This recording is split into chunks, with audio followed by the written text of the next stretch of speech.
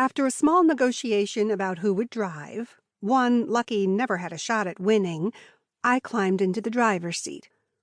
Lucky collapsed into the passenger seat with a theatrical sigh and made a fuss over getting the seat pushed as far back as it would go to accommodate his long legs. I slid my phone into its holder and initiated the map route to Annie Berry's and Busty Honey's home. "Why is your car in the shop again?" I asked him. "Well, it is an old junker," Lucky said airily. "Not unlike this one, I might add." He flicked his eyes around the beat-up old Prius. When I had started working at the detective agency, money had been tight, tighter than it was now. Lucky had to give up the lease on his swanky Mercedes, and he frequently liked to make it known that he held me responsible. He always did so playfully, of course. He'd been more than willing to let it go so that I could stay. Lucky examined some sticky substance on my dashboard and recoiled. "What are you driving? A petri dish?" "Don't talk about Tinker Bell that way," I said. I turned my face towards Lucky to make sure he could see my serious, frowning face. It didn't have the impact I had hoped for. Lucky held his hand up to his face below his nose and looked like he was trying not to sneeze.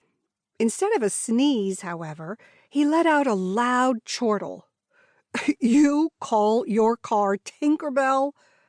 It was all Lucky managed to get out between snickers. "Yes, as a matter of fact, I do. When I first got her, the ceiling light was all wonky. It would flicker and go dim and brighten up again over and over.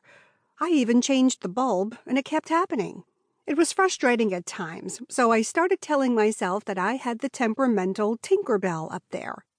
He looked at me wide-eyed with his mouth open a little. "You're crazier than I thought you were. This is excellent news. Do you have Eeyore in the trunk? Or Mickey Mouse in the back seat?" He turned around to check behind him. "Nope, not there."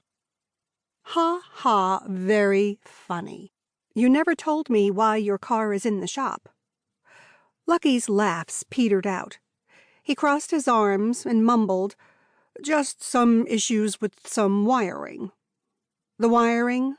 What happened?" "The cat did it," Lucky said into his window. "When it got in there, it chewed through some wires. It wouldn't have happened if I still had the Mercedes." He spoke about his old car like a lover that got away. "It's all going to be okay," I assured him. "I'll keep the bad cats away from you today. What are partners for?" He sank down in his seat as we sped down the freeway, and then he sat up suddenly. "Take this exit," he said. "But the map says—" "We're making a stop on the way," Lucky announced. I hadn't been to this particular area of the city, but it looked like a lot of places I had been. This wasn't the glamorous beachside avenues or anywhere near the gated communities. The buildings were run down and bland. It was drier and dustier. The road had buckled in places from the heat, and years ago, by the looks of it. The grid neighborhood was a mix of crumbling complexes and small bungalows, and occasionally some businesses, like Pete's Pizza, and a salon that was simply called Jones. Lucky directed me to drive around back of one of these buildings and down a small alley. A blue garage door up ahead was partially open. In the 4-foot gap beneath the door, welding sparks skittered and jumped in the shadows. I pulled the car over and turned the engine off.